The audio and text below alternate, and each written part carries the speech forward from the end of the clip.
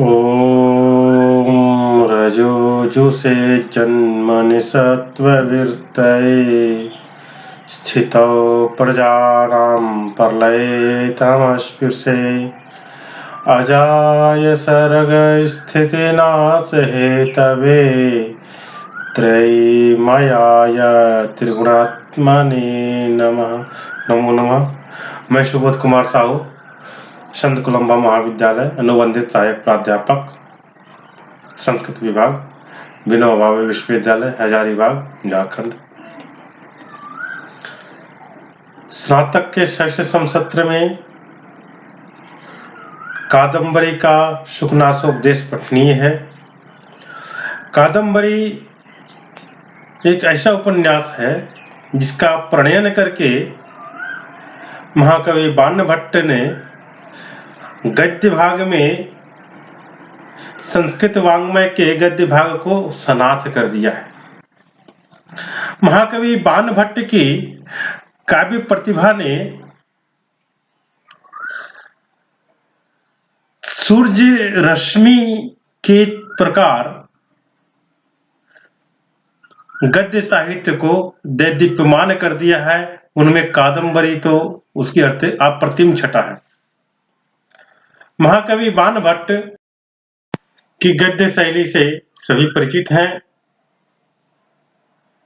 कहा भी गया है बाणोच्छिष्टम जगत सर्वम। महाकवि बाणभट्ट ने शुकनासोपदेश में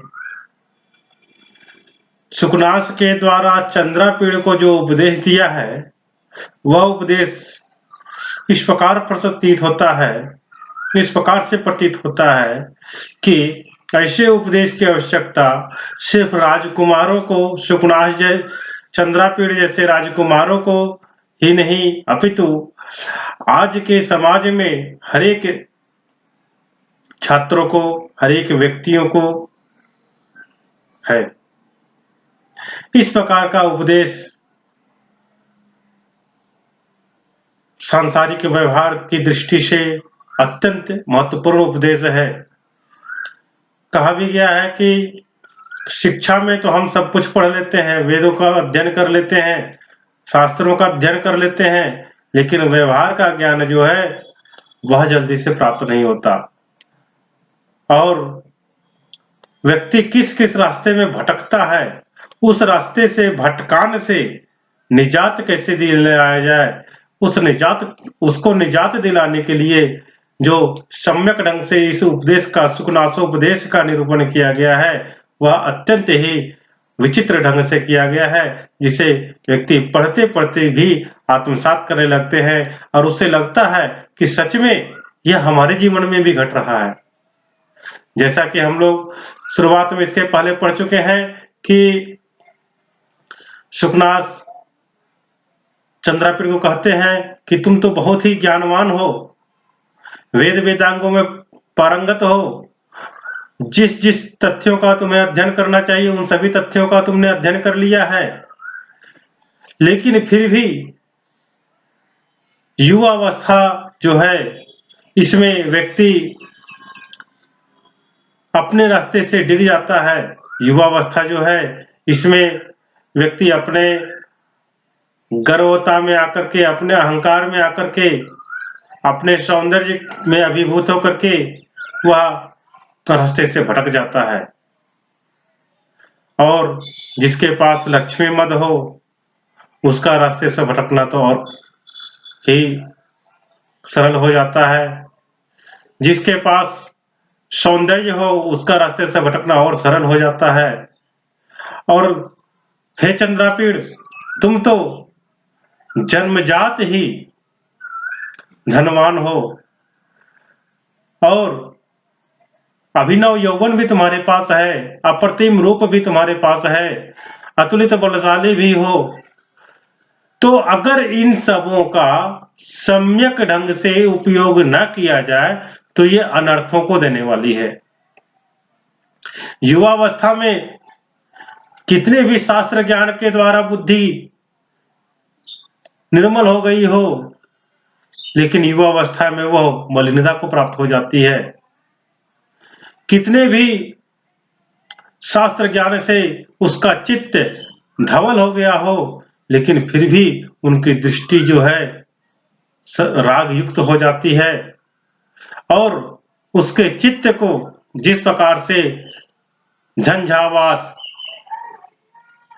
तूफान, सूखे पत्ते को यत्र तत्र उड़ाकर ले जाती है, उसी प्रकार से युवावस्था में व्यक्ति का चित्त जो है वह यत्र तत्र भटक जाता है और तरह तरह की उपभोग में तृष्णिकाओं में फंसते हुए वह अत्यंत कठिन रास्ते से गुजरने लगता है और इस नव यौवन से कसायित अपने चित्त को विशेष रूप में भटकाते हुए अपने आप को उसे प्रतीत होता है कि मैं सन्मार्ग में जा रहा हूं, लेकिन वह उन मार्ग में चला जाता है, विपरीत मार्ग में चला जाता है, अपने आप को वह गलत रास्ते में ले जाकर के पतन भी करा देता है। इसलिए इस समय तुमको उपदेश की बहुत ही आवश्यकता है। तो आज हम देखेंगे इसके आगे कि क्या कहना चाह रहे हैं सुकनास के द्वारा चंद्रापीड़ को क्या उपदेश दिया जा रहा है और यह हमारे लिए कितना रुचिकर है, कितना उपयोग करने योग्य है। अगर हम इसका उपयोग अपने जीवन में भी करें तो अत्यंत ही सुंदर होगा। तो यहाँ पर आगे कहते हैं सुकनास, भवादृशा एव भवन्ति भाजनानि उपदेशानाम, भवादृशा एव उपदेशानाम भाजनानि भवन्ति। भवादृशा एव, आपके जैसे ही, आपके जैसे मतलब चंद्रापीड़ जैसे। तो चंद्रापीड़ जैसे का मतलब क्या है यहाँ पर? तो जैसे कि इसमें शुरुआत में ही बता दिया गया है कि जिसकी बुद्धि शास्त्र आदि के ज्ञान के द्वारा निर्मल हो गई हो, जिन्होंने सभी जानने योग्य तथ्यों का ज्ञान प्राप्त कर लिया हो और उसके अंदर में किसी भी प्रकार का अहंकार ना हो, लेकिन फिर भी युवावस्था का समय है, कहीं अहंकार की चपेट में आकर वह अपने आप को पतन के रास्ते में ना ले जाए, इसके लिए कहते हैं भवादृशा एव भवन्ति भाजनानि उपदेशानाम, भवादृशा एव उपदेशानाम भाजनानि भवन्ति। भवादृशा एव, आपके जैसे लोग ही उपदेशानाम भाजनानि, उपदेशों का, शिक्षा के भाजनानि पात्र होते हैं, उपयुक्त पात्र होते हैं। अपगत मले ही मनसी स्फटिक मनाविव रजनी करे गभस्तयो विशंति सुखेन उपदेश गुणा। ही, क्योंकि अपगत मले ही मनसी स्फटिक मनव इव, स्फटिक मनव इव रजनीकर गवस्थया विशंति सुखेन उपदेश गुणा। तो यहां पर बोलते हैं अपगत मले ही मनसी, जिसके चित्त का मल, मलिनता दूर हो गई हो, वह जिस प्रकार से स्फटिक मणि होता है उस प्रकार से रजनीकर गवस्थयो विशंति, जिस प्रकार से स्फटिक मणि जो होता है उसमें रजनीकर यानी रजनीकर चंद्रमा की किरणें जिस प्रकार से स्फटिक मणि में प्रवेश कर जाती है, उसी प्रकार से जिसके चित्त का मल दूर हो गया है उसे उपदेश गुना, उपदेश गुना, उपदेश के गुण जो है सुखेन विशंति, सुखपूर्वक सरलता से प्रवेश कर जाते हैं। तो जिस प्रकार से स्वच्छ स्फटिक मणि में चंद्रमा की किरणें प्रवेश करती है, उसी प्रकार से निर्मल मन में उपदेश के वचन जो हैं वो सुखपूर्वक प्रवेश करते हैं। आगे बोलते हैं गुरु वचनम अमलम अपि सलिलम इव महदुपजनयति श्रवणशितम शूलम भव्यस्य। गुरुवचनम अमलम अपि सलीलम एव महतोपजनयति श्रवण स्थितम शूलम भव्यस्य। अब बतला रहे हैं गुरुवचनम अमलम अपि सलीलम इव, अमलम अपि सलीलम इव। अमलम यानी जिसमें मलिनता ना हो यानी स्वच्छ, सलीलम इव जल के समान, महत उपजनयति श्रवण स्थितम शूलम अभव्यस्य, श्रवण स्थितम शूलम। तो अमलम अपि सलीलम निर्मल जल, श्रवण स्थितम शूलम महत उपजनयति। अगर स्वच्छ जल भी कान में चला जाए तो बहुत ही कष्ट को देता है, बहुत ही कष्टकारी होता है। उसी प्रकार से अभव्यस्य यानी अभद्र लोगों को गुरुवचनम, गुरु का वचन, अमलम अपि निर्मल होने के बाद भी श्रवण स्थितम शूलम महत उपजनयति। श्रवण स्थितम कान में वह गुरु का वचन, गुरु का उपदेश जो है शूल के समान बहुत ही कष्ट को देने वाला है। जिस प्रकार से निर्मल जल भी कानों में चले जाने पर वह कष्ट देता है, उसी प्रकार से अभद्र लोगों को, दुर्जन लोगों को गुरु का निर्मल उपदेश भी बहुत ही कष्ट को देता है। इतरस्य तु करिण इव शंखाभरण मानन शोभा समुदयम अधिकतरम उपजनयति।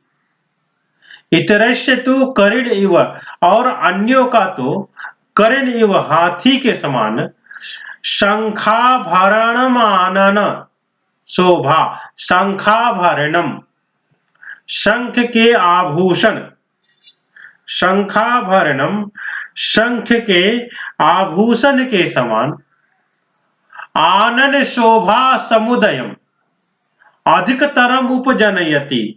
आनन शोभा मुखमंडल की शोभा क्या, समुदयम शोभा संभार को, महत अधिकतरम उपजनयति अत्यधिक बढ़ा देता है।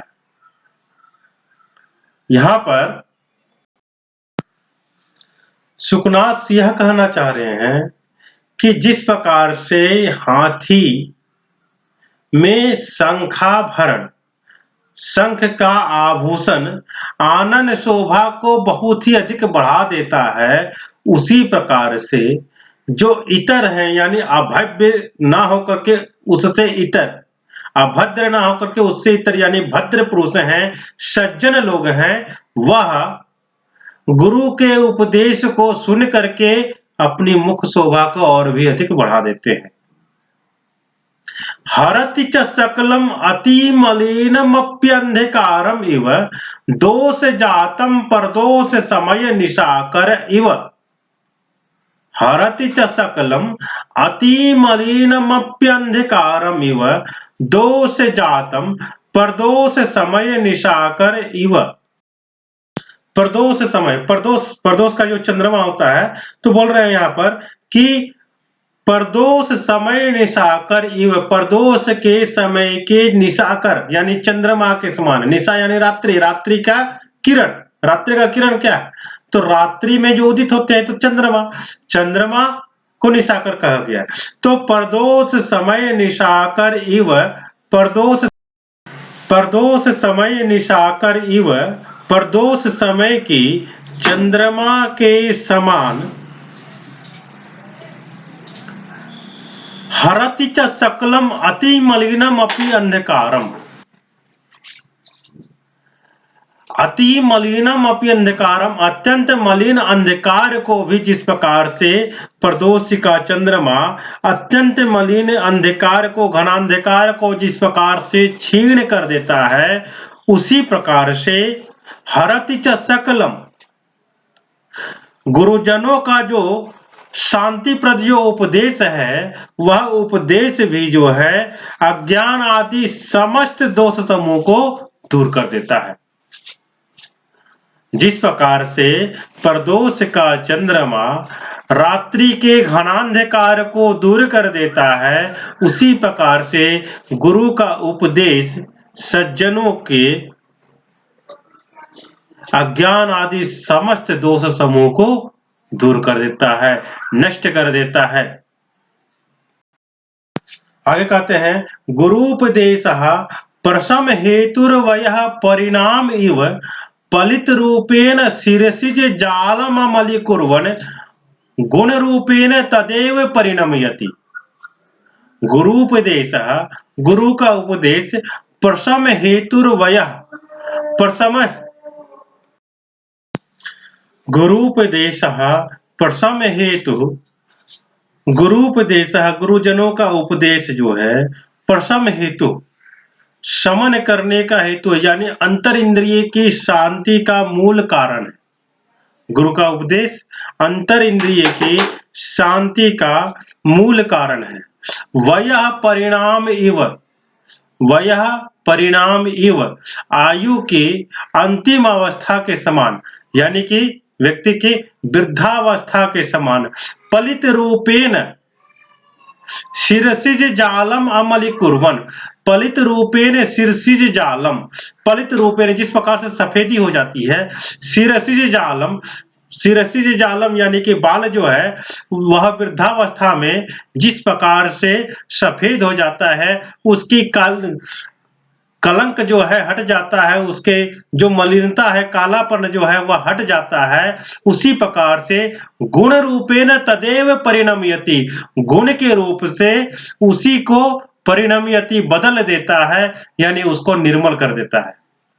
यानी कि जिस प्रकार से वृद्धावस्था में पुरुषों के बाल जो हैं वह पक कर सफेद हो जाते हैं और उसमें मलिनता नजर नहीं आती, कालिमा नजर नहीं आती, कलंक नजर नहीं आता, उसी प्रकार से गुरूपदेश गुरुजनों का उपदेश प्रशम हेतु अंतर इंद्रिय की शांति का हेतु है और वह गुण रूपेण तदेव परिणमयति गुण के रूप से उसको ही बदल देता है यानी कि उसको स्वच्छ कर देता है, निर्मल कर देता है, उसकी मलिनता को दूर कर देता है।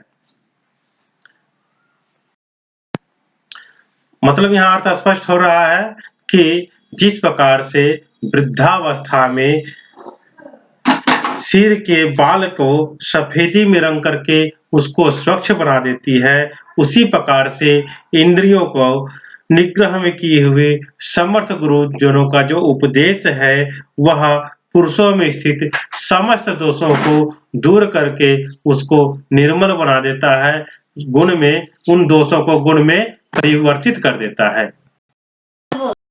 फिर से इस गद्यांश को हम लोग देखते हैं। यहाँ पर बता रहे हैं भवादृशा एव भवन्ति भाजनानि उपदेशानाम यानी यहाँ पर सुखनाथ चंद्रापीड़ को बोल रहे हैं कि आपके जैसे लोग ही उपदेश के पात्र होते हैं। क्यों?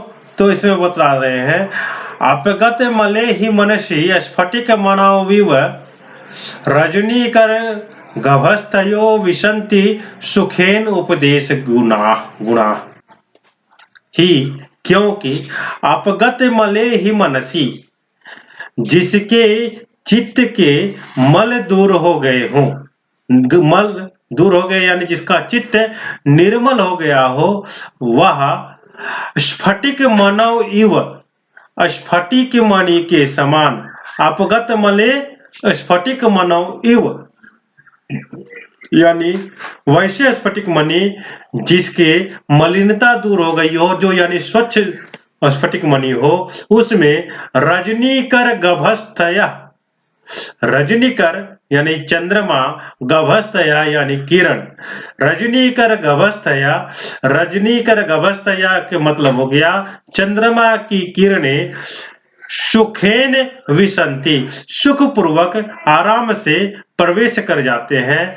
तो अपगत मले स्फटिक मानव रजनीकर गभस्तया सुखेन विसंति स्वच्छ स्फटिक मणि में चंद्रमा की किरणें सुख पूर्वक प्रवेश कर जाती है, इव उसी के सदृश अपगत मले मनसी निर्मल मन में उपदेश गुणा सुखेन उपविशन्ति। उपदेश गुणा गुरुजनों का उपदेश सुखपूर्वक प्रवेश कर जाते हैं। आगे बोलते हैं, गुरु वचनम अमलम अपि सलीलम इव महदुपजनयति श्रवण स्थितम शूलम भव्यस्य। गुरु वचनम अमलम अपि सलीलम इव, गुरु का जो वचन है वह अमलम अपि सलीलम इव, निर्मल जल के समान। तो यहाँ कह रहे हैं कि अमलम अपि सलीलम, जिस प्रकार से निर्मल जल श्रवण स्थितम शूलम महदुपजनयति, कानों में अत्यंत कष्ट को देते हैं। जब है सो स्वच्छ जल भी यदि कानों में प्रवेश कर जाता है तो जिस प्रकार से स्वच्छ जल भी कानों को अत्यंत कष्ट देते हैं, उसी प्रकार से अभव्य से अभद्र लोगों के, दुर्जन लोगों को गुरु वचनम अमलमपि, गुरुजनों का उपदेश निर्मल होने के बाद भी श्रवण स्थितम शूलम महदुपजनयति, कानों में अत्यंत कष्ट को उत्पन्न करते हैं। इतरस्य तु करीण इव, और अन्यों का तो यानी जो भद्र पुरुष हैं, जो सज्जन हैं, उन लोगों का करीण इव, हाथी के समान, शंखाभरणम आनन शोभा समुदयम अधिकतरम उपजनयति।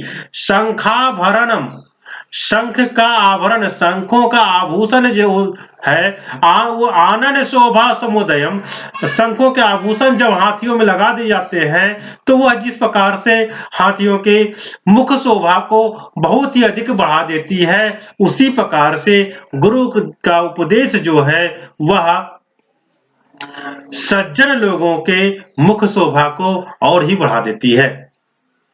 हरति च सकलम अतिमलिनम अप्यंधकारम इव, दोष जातम प्रदोष समय निशाकर इव। प्रदोष समय निशाकर, प्रदोष के समय की चंद्रमा, अतिमलिनम अंधकारम अपि हरति, अतिमलिनम अंधकारम हरति, प्रदोष समय का चंद्रमा जिस प्रकार से अत्यंत गहन अंधकार को हर लेता है, उसी प्रकार से सकलम दोष जातम अति मलिनम अपि अंधकारम दोष जातम इव हरति। तो यहाँ पर बोल रहे हैं उसी प्रकार से गुरुजनों का जो उपदेश है अज्ञान रूपी समस्त अंधकार को, दोष जात को सभी प्रकार से हर लेता है, उसको दूर कर देता है। आगे है, गुरुपदेश प्रसव हेतुर्वया परिणाम इव पलित रूपेण शिरसि जालम अमलीकुर्वन् गुण रूपेण तदेव परिणमयति। गुरुपदेश, गुरुजनों का उपदेश प्रसव हेतु, इंद्रियों के निग्रह करने का जो कारण है, मूल कारण है, वह जो शांति का मूल कारण है, वह गुरु का उपदेश वया परिणाम एवं आयु के अंतिम अवस्था के समान, यानी कि वृद्धावस्था के समान, पलित रूपेण, जिस प्रकार से वृद्धावस्था में शिरसज जालम अमलीकुर्वन्, बाल जो है, जो सर में उत्पन्न जो बाल है, उस बाल को, जो बाल की कालिमा है, उस कालिमा को निर्मल करके जिस प्रकार से उसको स्वच्छ कर देते हैं, सफेद कर देते हैं, पलित रूप में कर देते हैं, उसी प्रकार से गुरुपदेश प्रसव हेतु, गुरुजनों का जो उपदेश है वो इंद्रियों को निग्रह करने का मूल कारण से, वह गुरु का उपदेश जो है पलित रूपेण, पलित के रूप से, स्वच्छ गुण रूपेण तदेव परिणमयति, उस दोष को ही गुण के रूप में बदल देता है। जिस प्रकार से वृद्धावस्था में काले बाल सफेद हो जाते हैं, उसी प्रकार से गुरु के उपदेश के द्वारा वह दोष ही जो है वह गुण के रूप में परिवर्तित हो जाता है। तो इस प्रकार से आज हमने देखा कि गुरु का जो उपदेश है वह किस प्रकार से सज्जनों के हृदय को परिवर्तित कर देता है और वही गुरु का उपदेश यदि दुर्जन को मिलता है तो उसको किस प्रकार से कष्टकारी होता है। और गुरु के उपदेश के भाजन यानी गुरु के उपदेश के पात्र भी वैसे निर्मल मन वाले लोग ही होते हैं। सच में भगवान जैसे कहते हैं, निर्मल मन जन सो मोहि पावा, मोहे कपट छल छिद्र न भावा। तो इसका यहाँ पर साक्षात स्वरूप देखने को मिल रहा है कि यहाँ पर सुखनाथ चंद्रापीड़ को बोल रहे हैं कि आपके जैसे ही लोग उपदेश के पात्र होते हैं। धन्यवाद, नमस्कार।